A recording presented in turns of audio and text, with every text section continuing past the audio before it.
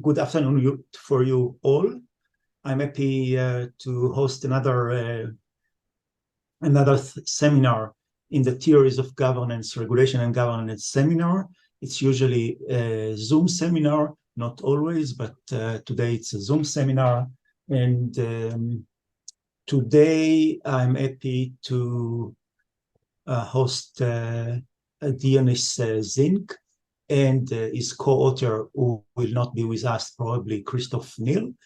Dionys will present a paper from the project, from his PhD project, from the project on policy accumulation, titled Condemned to Policy Triage, and in a more communicative fashion, how implementing agencies deal with overload. Thank you very much, Dionys, for being with us.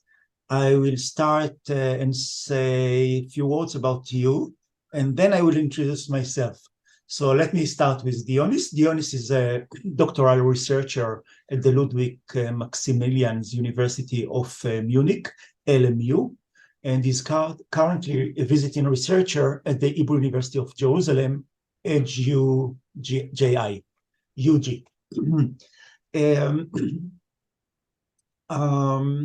Is part of the kind of the impressive project of Professor Christoph Knill on policy accumulation, called AccuPol, Unlimited Growth, a comparative analysis of causes and consequences of policy accumulations. He studied in Munich and Stockholm, and his interests include organizational theory, public administration, comparative public policy analysis. He published in JEP. He has a paper there on Journal of European Public Policy, and we are very happy to have you with us. Let me just say that I'm David Levy-Faour, always with you in this channel, and I invite you to subscribe to our channel when you see the video.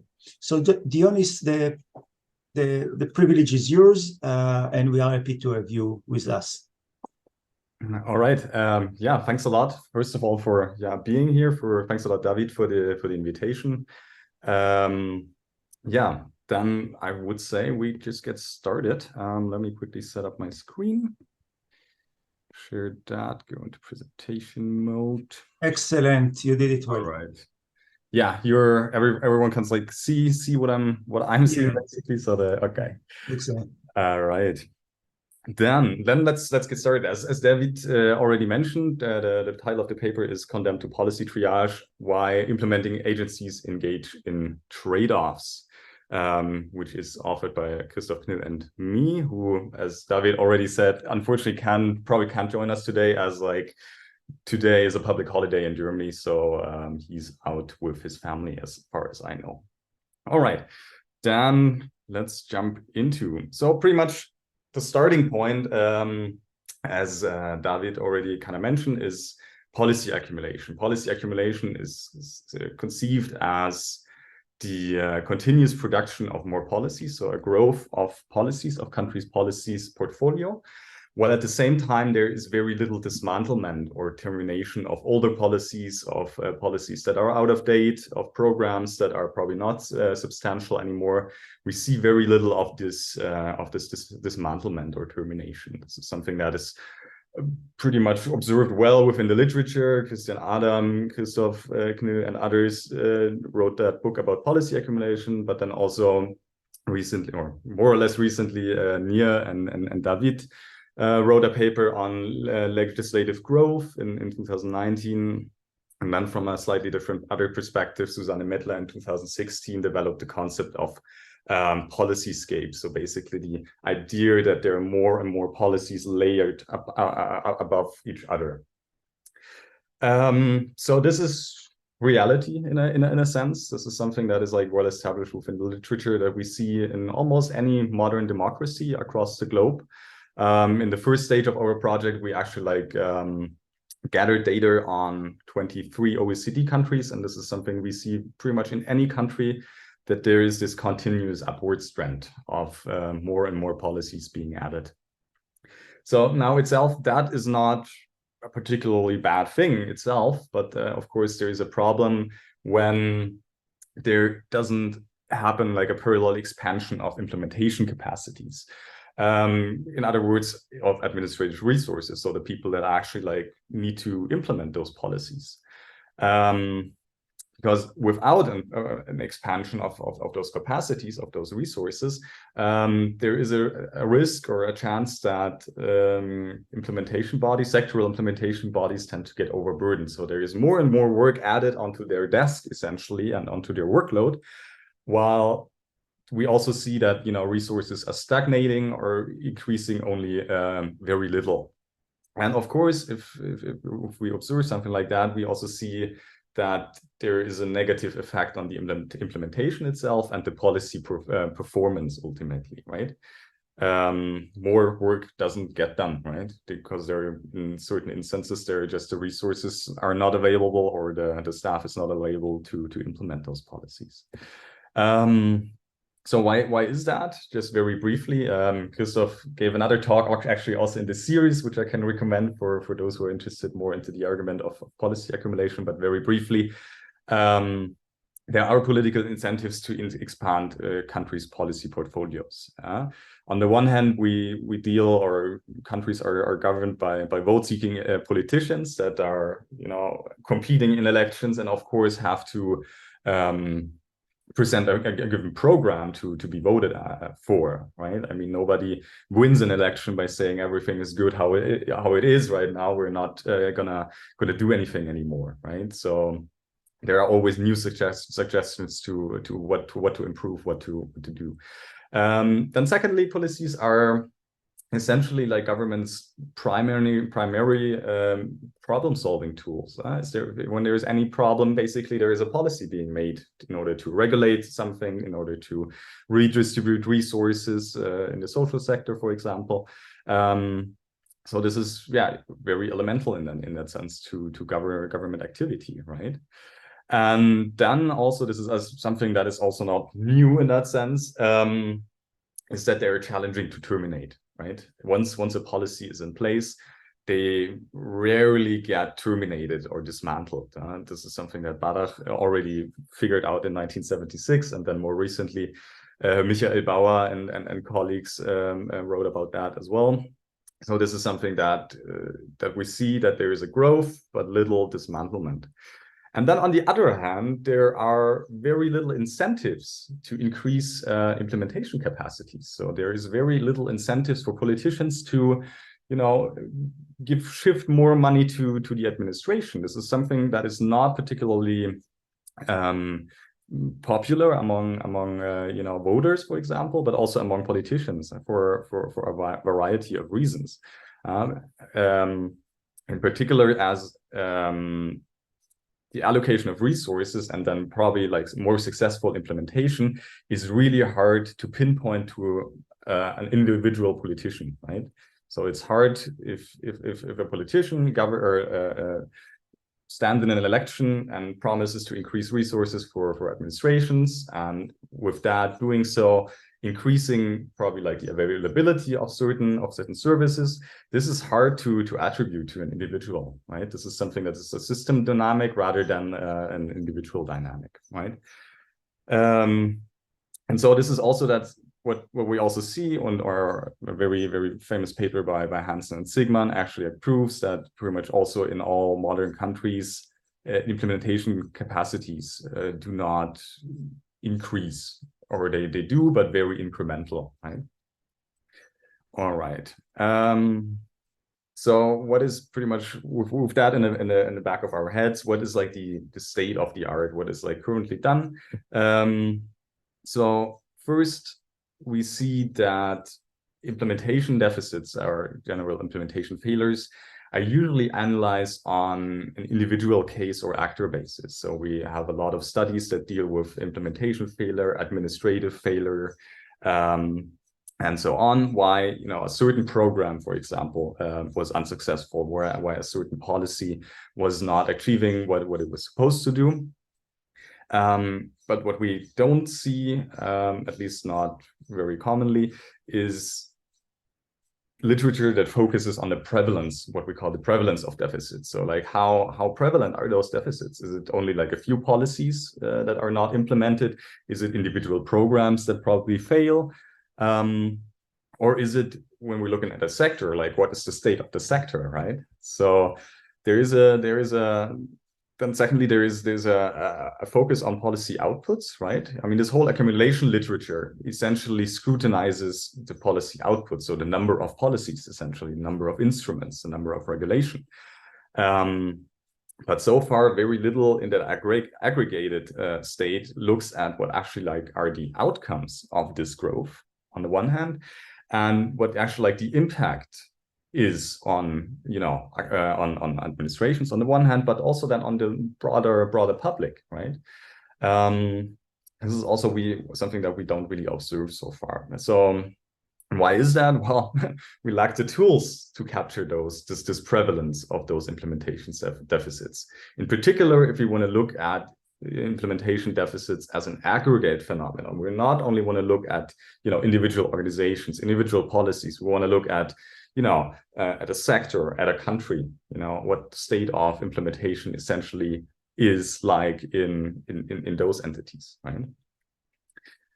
And to this end, we formulated you know, those research questions that are informing our paper,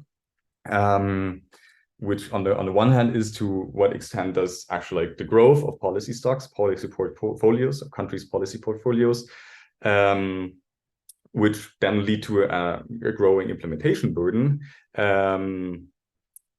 How does that translate into organizational implementation problems? So to what extent do actually those burdens that we see lead to problems with implementation, right?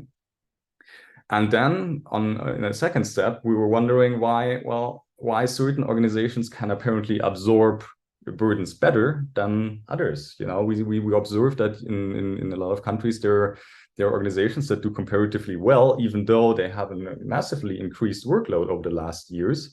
Well, we also see organizations where the workload doesn't increase at the same pace, which are confronted with significantly more problems. So we were wondering, well, what that is about, because it's not only, of course, if there's more work, then you're overburdened. There is more to the picture, basically. And to this end, we came up with the idea of policy triage. So essentially, what we conceive of policy triage is basically a measure, or like a concept that captures the extent and the proliferation of what we call sectoral and organizational implementation problems. So we look at organizations, we look at the sectors, and we try to conceptualize how badly they are affected. And we do that in an aggregate way. So we're not only looking at individual policies, but we're looking at the policy field itself. And we're doing that by looking at the workload of organizations. So basically the organization's policy portfolio that they are in charge of implementing. In other words, we conceive of policy triage as the extent and the number of trade-offs that implementation bodies are forced to make when considering how they distribute or allocate their administrative resources. So in other words, we're looking at trade-off decisions or neglects or delays of a given implementation task in favor of another. So for example, what we see in the environmental sector is that certain implementation tasks, such as licensing, are favored for implementation tasks such as monitoring. So licensing is something that is quite lucrative for environmental organizations, or can be quite lucrative for environmental organizations, which is why some organizations favor that over monitoring duties that are not linked to economical incentives. So that's in very short the idea of what we mean with policy triage. Then following up on that, what determines policy triage? What are the factors that essentially are responsible for how an organization is affected? Dionys, can you please repeat what is policy triage, just to make sure that all are with Absolutely. Yeah, absolutely. So basically, we conceive of policy triage as trade-offs that are made while implementing. So favoring policy A over policy B. Delaying the implementation of policy B, or in the worst cases, not implementing policy B at all, because resources are distributed or used for the implementation of the first policy. So this is in a concise way. I hope that everyone. What is the difference between trade-off and policy triage? Well, I mean, to be honest, trade-off is something that I would say is less, the impact is less catastrophic in that sense, or less severe in that sense, that trade-offs can happen every day, but they're not as severe as what we say policy triage is. I mean, policy triage is like a logic where organizations think about, okay, so what is more important to do, whereas trade-offs is something that I would say happen more routinely, but they're of course essentially linked, and policy triage is let's say like a little bit of more of a fancy name for that. Yeah, all right. So back to the factors that determine the extent of triage. So we basically have two overarching themes. The one hand, the one is what we call the vulnerability towards overload. And then on the other hand, how willing an organization is or able is to compensate for that overload. Centrally, we say the first factor is concerned with blame shifting, with blame shifting opportunities for policymakers. So essentially, the argument goes that on the one hand, politicians lack the incentives to invest in administrative capacities or capacities for implementation.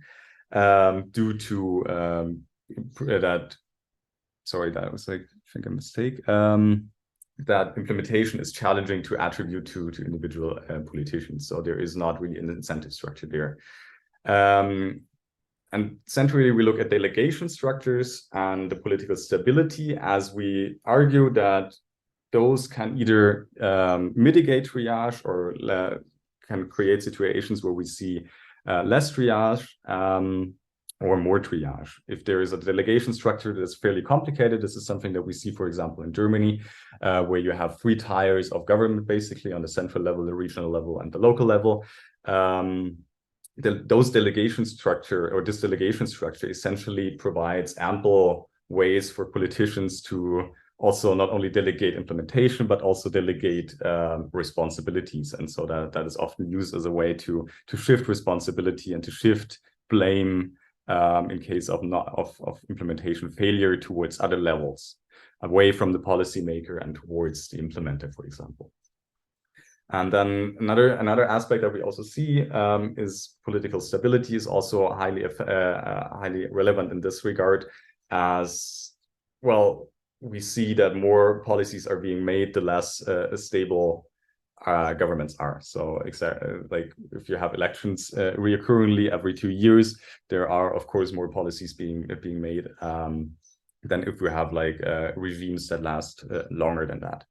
So to sum it up, so we expect that policy triage is less likely to occur in situations where central policymakers, formulators, find it challenging to deflect blame for poor administration or for poor implementation. So accountability, essentially, if they can effectively be held accountable for failure, we expect the organization to be less in a triage situation. Then secondly, we're looking at opportunities for external resource mobilization. So we're interested in how good are organizations equipped and or able essentially to mobilize external resources, right? And here again, our notion is that implementing authorities are not just passive receivers of policies and of workload. Rather, they can act, or they do act. That is something that is, of course, known. And they can actively employ strategies to mobilize more resources from superiors or from other external sources, essentially. However, in order to do so, we see that, or we expect that there is a prerequisite. In other words, implementers need the ability. Implementers need the ability to form and articulate a unified opinion vis-a-vis the policymakers. So if they cannot or are not able to articulate what they actually need in terms of resources, then also chances are lower that they are actually going to get them, right? Then, of course, they also need the opportunity to convey those concerns. So there needs to be consultation or opportunities to communicate with their resource demand, essentially. And this is something that expands the entire policy-making process. And then, unfortunately, or lastly, essentially, financial resources must be available, right? If there are no resources available due to austerity measures, for example, or other government spending reductions, hiring freezes, etc., then where there is very limited opportunities for implementing organizations to actually mobilize resources. If there are none, then mobilizing them is impossible, right? But then generally we expect to observe less triage when implementing authorities can mobilize resources from the outside. So not from within the organizations, but from other actors outside. All right, and then lastly, we're looking at the commitment to overload compensation, which is also again, based on the considerations that organizations are not recipients or mere recipients of administrative obligations and policies. So they're not only receivers, but they can, of course, also work within the organization to improve their effectiveness in implementing those policies, right? There is potential to participate in organizational activities that can aid them in managing or offsetting this additional workload. That might be, from very simple terms, that might be considered doing overtime, right? We're working more hours than the average working day, which is I would say the very basic measure that we see in most organizations when they deal with overload. But then there can also be strategies employed, such as resource allocation. So for some organizations, we see that, in case of emergency in certain units, they redeploy people from other units to temporarily work on something outside their area. However, this is something that is not possible in all organizations. So this is it's strongly linked to the organizational culture of organizations, whether there is like a mindset within the organization of being flexible, being moved around potentially if there is a danger of being overburdened, overworked, or whether we have a silo culture where people from different departments don't talk to each other, or don't even know what is going on. And then secondly, we also say that the perception of the policies they implement is important. What we may mean with the perception is actually whether the implementers, so basically the administrative organizations, actually believe in the policies they implement, or whether it is something that is handed down from the formulating level, whereas the implementer are not convinced of the policies, of the success of those policies, of the impact of those policies. So of course, an organization that is generally perceives the policies that they have to implement as generally like a positive thing and a good cause, is also more likely, or we expect those organizations to be more likely to engage in efforts to actually implement those policies, rather when it's just basically rubber stamping or doing it by the books and be done with the working day, essentially, rather than when people are really convinced that what they're implementing actually also makes a difference, right? And when they see the difference that is being made by their work. So we expect generally that policy triage is less likely to occur in organizations that have a striving or an impact-oriented organizational cultures and fairly high levels of what we call policy ownership. So basically being convinced of the policies they are actually implementing and advocating for the actual implementation. Then what we like, this is a little bit more, I would say, like methodology, or like the theoretical aspects of how we expect those factors to work together. So first of all, we consider them to have an additive and a substitutable effect. In order to cope with substantial increases in those implementation tasks, efforts are also required at all levels and all stages of the policy process. So we have direct administrative offsetting already during the policy making, additional resources that are mobilized during the implementation, and exceptional commitment then ultimately when those policies are executed and enforced by policies. And then taken together, we see, or we expect that low levels of policy triage can only expect it in situations where we have all three of those factors, where they're observable and where they're actually, the conditions are favorable towards that, in order to mitigate this adverse effect of policy growth. Then, and this is something that we also stress, which is also in a way a limitation to our concept and our theoretical considerations, is that we essentially have no expectations regarding the effect size of the individual factors under analysis. This is something we can't predict, or we can't actually like expect to make a statement about. We just say that like the combination of those three factors is important and determines the level of policy triage. And then also, this is also something that also we also need to stress, is that those challenges that arise from policy growth, from policy accumulation, is something that can equally address either by the implementing organization or by the top level, so the policy formulators actually. All right. So now to the empirical section. So we looked essentially at 6 cases, 2 policy areas essentially, with different dynamics. So we looked at social and environmental policies. This had a little bit the background. The background was a little bit that we're looking at an established and older policy area, which is social policy, and a comparatively new policy area that is really dynamic. So in the next slide, we're going to see how those dynamics essentially play out. And then we set out to identify sets of countries according to the accumulation rate. So we were looking at countries with either a very low, or with a low accumulation rate, with a medium, and with a high accumulation rate. And we ended up with 6 countries: Denmark with fairly low levels of accumulation, UK also comparatively low, Ireland in the middle, Germany in the middle, and then very high accumulation rates in case of Italy and Portugal. One of the reasons why we focused on them, we also, in our first selection, we also included non-European countries. However, we pretty quickly struggled with the EU effect on environmental policy. This is something that we observe and that we wanted to keep constant, so we focus only on European countries, at least for the in-depth case studies.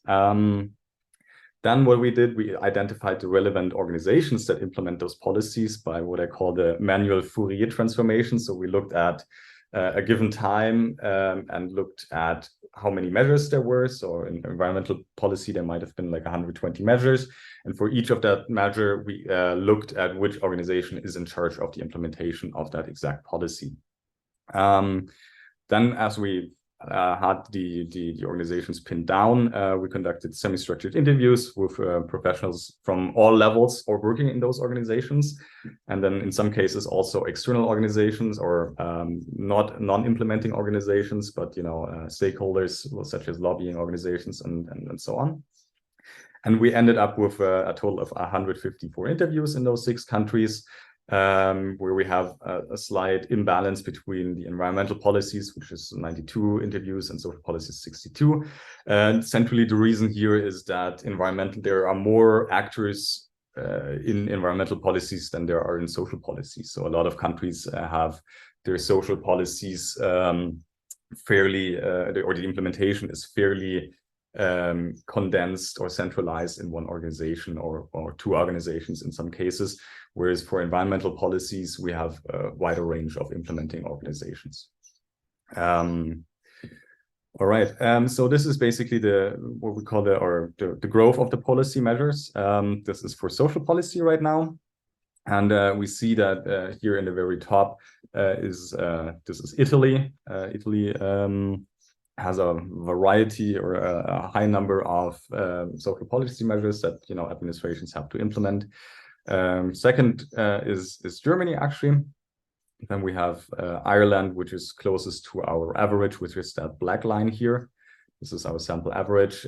Portugal, the UK, and then Denmark. Denmark, I'm going to talk about that in just a second, why this is an interesting case, because we actually don't see any net growth from almost no net growth. So, I mean, we have an increase here, but that is decreased again. And so we end up with the same number of measures that we had in the late 70s already. So there has not, this is one of the few cases, or one of the only cases, I think, where there is actually like very little to non-growth of policy measures. All right.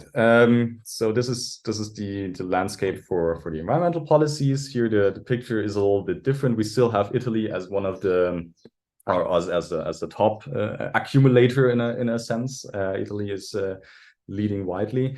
Portugal is very close up as well, and then we have Ireland, which is close to Portugal, or comparative to Portugal. In the middle, there's Denmark, then we have Germany, and then at the very bottom we have the UK in terms of measures. This is just to basically give you an example of how we ended up with the organization. So we loaded those policy measures and looked at who has to implement those measures. This is for the environmental sector in Italy, for example, where we see that the regional environmental agencies do have the highest load, essentially, of policy measures, which is, however, also shared with other entities, such as the Ministry of Environmental Transition, for example. And then this were only like the most relevant organizations in case of Italy, but also in Germany, there are a lot of organizations that only do very minuscule parts of policy. So they're responsible maybe for 1 or 2 or 3 policies measures, since they're like kind of specialized. In Germany, for example, there's the Association of Chimney Sweeping Measures, of chimney sweepers, which basically regulate a certain type of CO2 emission policy. Those organizations we didn't look at because, well, too much. So what are essentially our key findings? First of all, policy triage is observable almost in almost any organization. Why do I say almost? The interesting case is in that sense is Denmark's social policy, as I mentioned before, where we don't see really any growth, any net growth. Also, those implementers, they don't report any policy triage. That's quite interesting. It basically feeds our argument that if there is no accumulation, we wouldn't expect necessarily that there would be policy triage to appear. This is something we don't see in the Danish case. But besides that, in pretty much all organizations. But again, there is huge variation in terms of severity and frequency. So with severity, we're looking at how severe is the impact of neglecting a policy. So the case for a very high severity would be the English environmental organizations that basically stop monitoring a lot of instances of environmental pollution because they don't have the capacity. So this is something that is really severe, as there might be environmental pollution that is does have quite a big impact on the environment, but they don't even know because they don't go out and check those situations anymore, right? And then the second aspect is the frequency. So how often does that take place? Is it an essential part of the organization, of the implementings of the organizational culture? So again, here the environmental organization in England is again a very good example, because they actually engage in that daily. The interviewers told us that, we do that daily. Like every time we walk into the office, we look at the stack on our desk, and when we pick and choose certain things, this is something that everyone does across the organization, right? Then another interesting finding that we discovered is basically that there is more variation in the environmental sector. So in that sense, that of course there are also more organizations, but then we also see what we call favoritism of one organization, especially in the environmental sector, against other actors. So there is always one, even in countries that are doing not really great overall, such as Portugal, but also Italy, there always tends to be one organization that is doing comparatively better, way better than all other implementers in that field. So also because they have, or because essentially they have a better access to resources, they have better connections with politicians, and then also there is less blame shifting on those organizations as well. So this is something that is also observable for most countries essentially. Then what we also see is that high levels of policy growth or policy accumulation can be compensated via those three factors. So if you remember, Ireland was, with regard to environmental policy, was comparatively high, has a comparatively high growth rate of policy, so more workload that is transformed to the actors. But then on the other hand, this increase in workload is then also offset by allocating more resources by organizations that are highly dedicated towards the implementation. Which is then why we don't also see high levels of policy triage, despite having really high level or comparatively high levels of rule growth or of policy growth, right? So basically, those are the key findings. We of course have a lot of more findings as well, but we're also currently working on a book where we dedicate one chapter to each country. So we also go into way more detail than is currently than is possible in a paper right now, right? So that is pretty much the presentation. Thanks a lot for staying around. Thank you very much, Dionys, for a very interesting talk. I'm taking out the presentation. Now you can relax, maybe drink some water, and get ready for the questions and the remarks. I see a lot of friends here, and I'm happy to see you all. So who wants to start?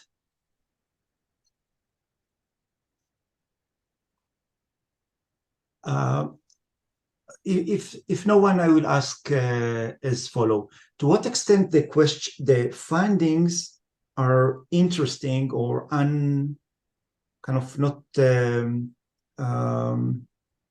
this is what I would expect, right? So this is about theory confirmation or theory development? I think this is an opportunity to extend on the innovative aspect of the study and the implications.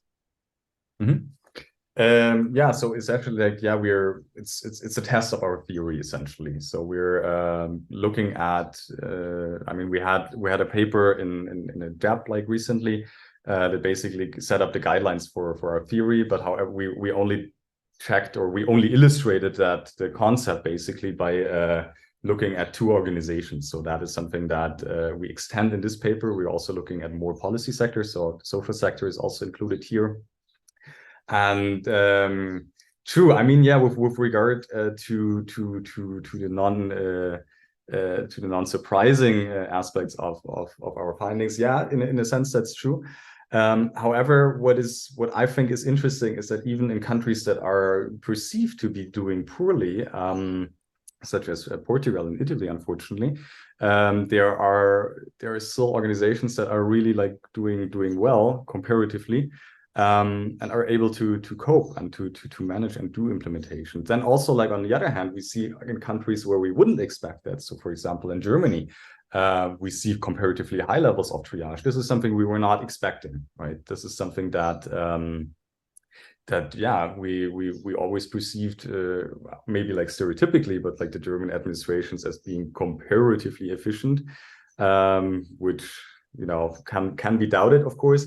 But then we also see that they are forced to engage in significant triage, more than than other countries, and bordering to the on the level than with countries that such as Italy and in Portugal. There are some organizations in Germany that are doing worse than those organizations. And then on the other hand, we also see that in other countries like in the UK, which supposedly should be doing fine, also because there is a comparatively low rate of accumulation, in particular in the environmental sector. We still see that the organizations that centrally tasked with the implementation of environmental policies in the UK is really under a lot of stress. It is massively overburdened, which we initially didn't expect, because I mean the UK has been at least for some part of its history even been debated about being like a leader in environmental policy for some time. But I mean, for that we don't see any evidence, right? Or currently we don't see any evidence for that. I see. Can anyone wants to start? Aga, please. I think the guys were first, but okay, I'll thank you, David. It's nice to see everyone. Nice to see Bernardo also, who I haven't seen in a few years. So great to see you. Thank you, Dionys, for the presentation. I've learned a lot, and it's a very interesting approach. Also, I wondered a little bit about the kind of how consequential the institutional organizational structure is. So you specifically mentioned that for environmental policies, you have more institutions, authorities, agencies involved. And I wondered if you look at how the different interinstitutional arrangements may be consequential for policy triage. So you can have some policy overlap. They might be, some competition maybe, or similar mandates between authorities and agencies. And I just wondered how you looked at these kind of interinstitutional arrangements aspects. You're nodding, so I hope that was the case. Thanks. Yeah, great. Thanks a lot. Yeah, that's also like an interesting fact that we also see, which also has an impact in some cases on the triage situation. So, for example,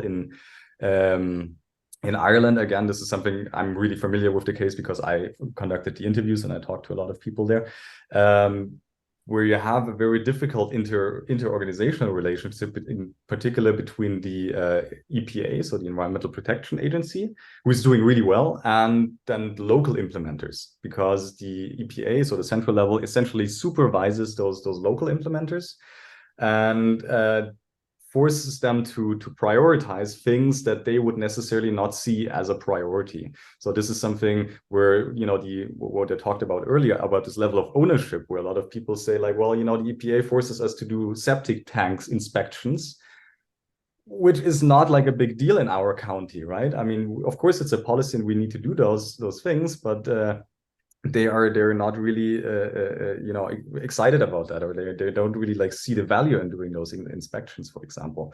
So this can be in particular if you have a very strong organization, a central organization, this can have like a massive impact on the triage situation, but also of course on the relation between the agencies, right? So the EPA in Ireland has been like, described as like, having like a policing culture, right? They come in, they tell everyone what is not going well, and then they leave again, right? Without actually like, providing for more resources. So this is, something that we see also in other countries as well. But in Ireland, it was like a very dominant case where it's really like local implementers were like saying, well, I mean, I know they are good, they're doing good work, but there is so much in our necks. They're breathing down our necks. They're telling us exactly what to prioritize that we really like can't have any choice on what to do, right? Can I just ask a follow-up very quickly? So that's in the case of like kind of hierarchical structures, right? So you have one on top, and I wondered a little bit about, for particular reasons, about like parallel agencies. So agencies that would be at the same level of government, but they would have some overlap. Did you have cases like this? Yeah, I mean, one of the, it's also environmental policy, but that's something that is like happening in Portugal, for example. Where it's mixed, like depends on like which organization you ask. They say, well, we work great with our colleagues, we work greatly together, and then other organizations are like, well, no, there is like little communications between them. We don't really know what they're like, working on, even though like the mandate, we share parts of the mandate, as you said. So that also like complicates things as well. And then also it's kind of interesting because you also mentioned like this area of competition in a sense. This is like something that is, at least in our case selection, quite unique for the Portuguese case as well, that there is competition for staff among central level organizations. So basically what they're trying to do, what his interviews actually like told us, actually, the different individual organizations, they try poaching staff from other organizations that are, doing comparatively similar work in the environmental field, but they're trying to hire from those organizations, which also like has to do with structural aspects of how hiring is done, or public sector hiring is done in Portugal. But yeah, there is this competition also for resources, of course. In those cases where you have multiple actors on the central level, for example. Thank you. Another follow-up or Nir? So Nir, please. Okay, thank you, Dionys. It was really interesting and seems like a really nice contribution to understand how implementers actually work.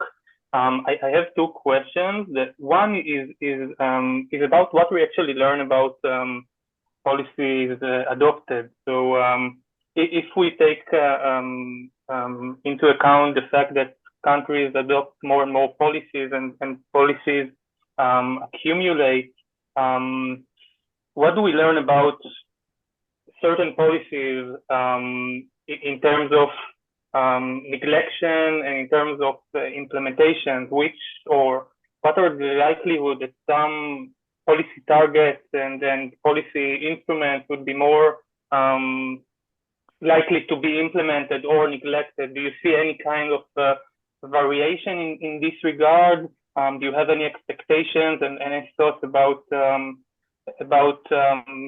effect of policy triage on particular policies and so on? And the second, I would be happy if you could repeat about how you actually measure triage or implementation deficit. Is it constant? Is it longitudinal? Do you find any sort of learning process within or inside organizations about how they can, or any instances of organizations that learn how to actually to reduce them? Thank you. All right. Wow. Okay. So first, with regard to the prioritization, this was actually like our first approach. Like also when we started doing the interviews, that we were actually like more interested in like how the prioritization works in a sense.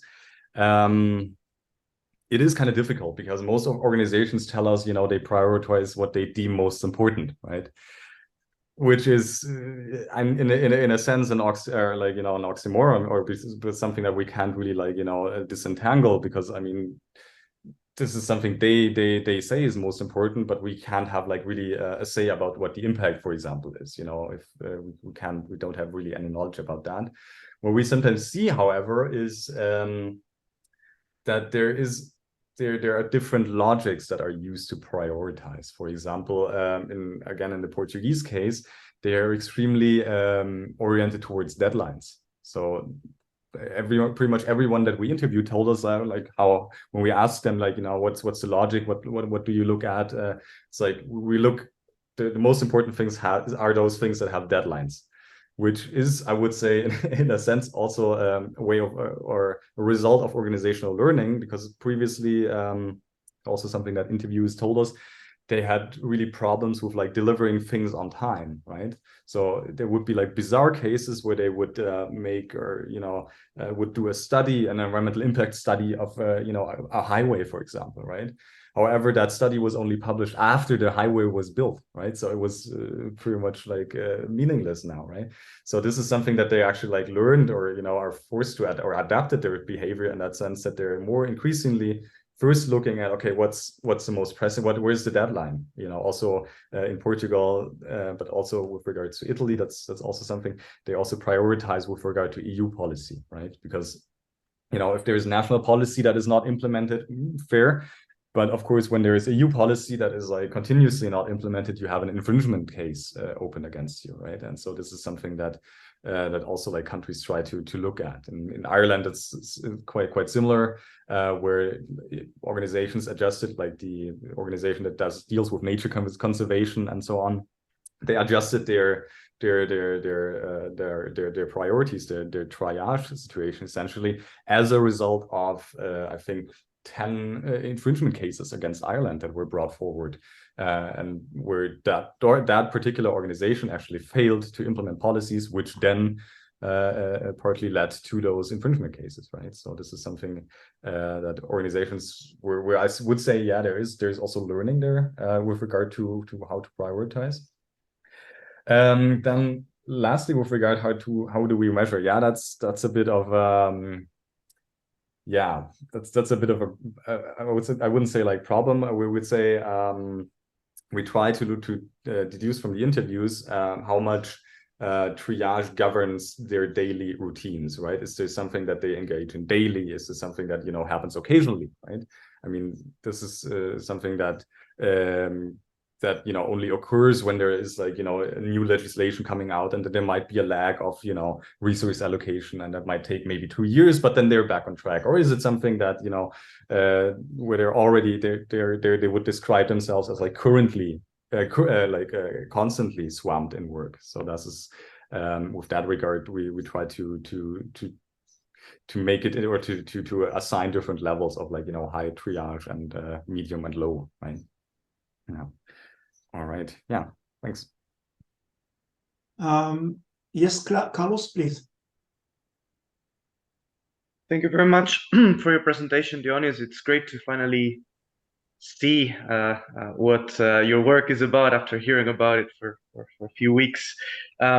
Anyways, I have a couple of questions. So when I was seeing the expectations that you have concerning what could be impacting the likelihood of more or less policy triage to be present, I was wondering whether you could develop a little bit more how you, let's say, measured some of these perhaps independent variables. In some cases, it seems more clear to me than in others. For example, it seems quite clear that you want to have a look at accountability, but for example, this idea of organizations with striving organizational culture, how are you like measuring this? And also, I was just wondering, of course you have space limitations, but I was wondering whether this search has been exhaustive enough, and basically why are you looking at these aspects and not others? Thank you. All right. Yeah, thanks a lot. I mean, we basically started, or like we developed, further developed the framework. I mean, we had expectation before we did the interviews, but then we also, like, based on what we heard in the interviews, we developed like parts of the framework further. I mean, to the exact measurements of organizational cultures, essentially, this is something we asked in the interviews, right? So we asked them, like, you know, do you have a sense of ownership? Do you identify with the policies you have to implement? Do you actually like see the impact of your work, or perceive the impact of the work? Is this something that, you know, when with regard to environmental policies, do you see cleaner rivers, for example, or you know, less pollution or less waste pollution or something like that? So that's how we came to that aspect. And then we also asked with regard to, you know, internal efforts to increase efficiency within the organization. So we're interested in, so do actually, like, do you move between different units? Is this something that is done? Is it do you help your colleagues basically in other units, even though if you're not particularly like an expert in that area? And so, and we got interesting responses. Like for some organizations, they pretty much straight on told us that, well, it's part of our organizational DNA that, you know, everybody knows when you come into our organization, you will be moved around. You will move around. This is quite naturally, whereas in other organizations that was not the case. So that's something that yeah, where it's pretty hierarchical as well. So when you stay in one point, you have one point of contact to the bottom, to upside, to the formulators in a sense, and you have one contact with your to the bottom basically. So there is not really a lot of interaction horizontally or also even vertically, not right. This is something we gathered from the interviews. Yeah. One quick follow-up, sorry, if I may, or not.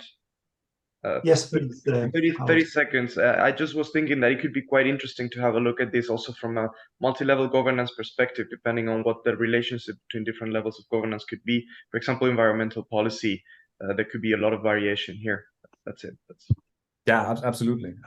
Yeah, no, that's actually like something that I also have like for further paper or for like further development actually, because I mean, yeah, it's quite interesting because I mean we have cases where it's quite where there are like two actors basically that interact with each other, and then we have like cases such as Germany but also Italy to some extent where there is like a variety of levels that are forced to work together, right? Yeah. Thank you. We have limited time, but Bernardo, go first, and then I will ask the last two questions, please. Thanks a lot for the presentation. Very interesting work, and being Italian, I also am very familiar with this kind of complaints, which, by the way, are also from companies. So how difficult it is to do business? There are too many rules, etc. Now, I have a bit of a provocative question. So your starting point was that there is a lot of policy accumulation, and that is for bad reasons. Politicians I mean, you said policies are difficult to terminate, past dependencies, even when it would make sense to terminate them. Politicians want to sell new solutions, otherwise they don't get elected. So these are not good reasons to have policies in place, let's say. But then when you proceed into the work, you seem to assume that all these policies that were accumulated, not for very good reasons, now it would be good to implement them faithfully. Okay, and so isn't there a tension between these two parts of the story? So that's my question, and of course you could link. I mean, it made me think.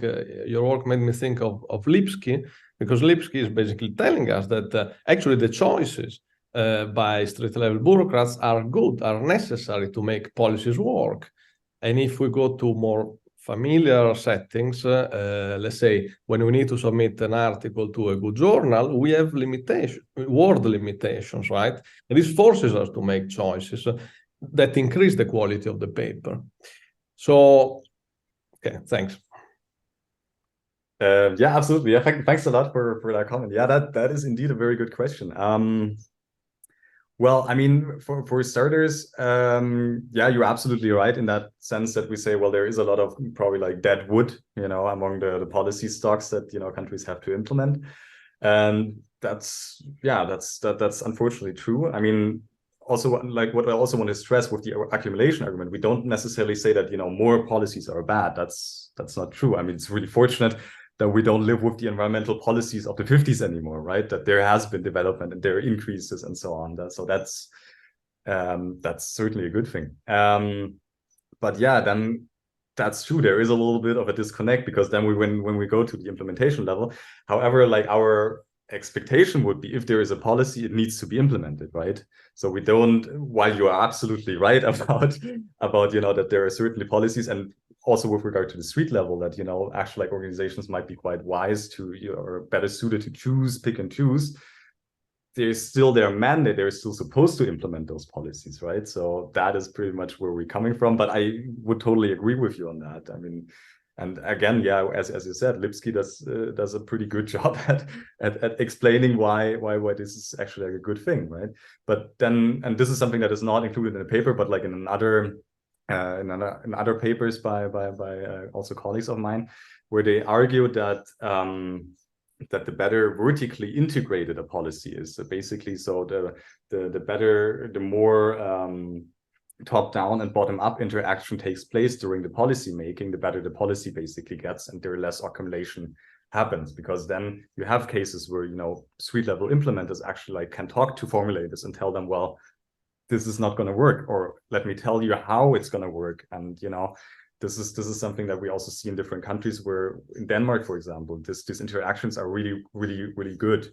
So implementing organizations really regularly talk to policy formulators, and then are able to tell them, this is our idea, this is how we think it's going to work, versus like your proposal doesn't work, right? So this is something we also look at, but not in that paper, basically.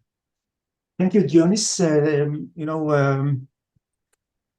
Two questions. One, can we really take your measures and use them in a survey type of measures? Asking organizations, surveying organization or bureaucrats, countries, and so on. How far are we from that? What do we need to do for this? This is the one question. The other is what's next in this project? It's not only yours, but how do you see this project continue in 5 years' time?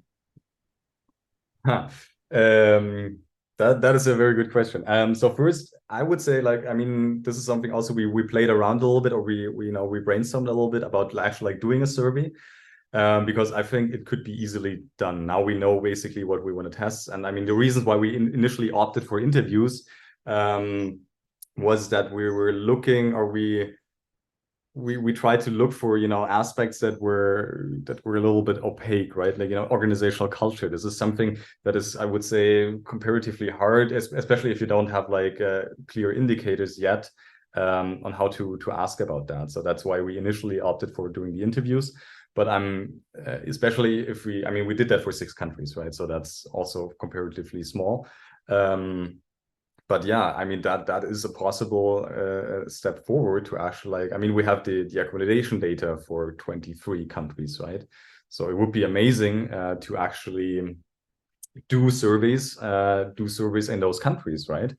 And then also be able to quantitatively analyze pretty much what we do, because what we're right now doing, or some of us are engaged in, is actually doing Texas data analysis with the interviews we conducted, and constructing certain indices of how those public servants basically feel like, and see certain things. So this is something that also some of you might know him, Xavier Fernandez Imarin is working on. So there is this way forward. Then with regard to the 5 years, well, as you mentioned, this generalizing or broadening the expectations, the data for more countries. This is something we're interested in. We also currently, this is another sub-project within our working group, we're also expanding the policies that we're looking at. So we have environmental policy and social policy.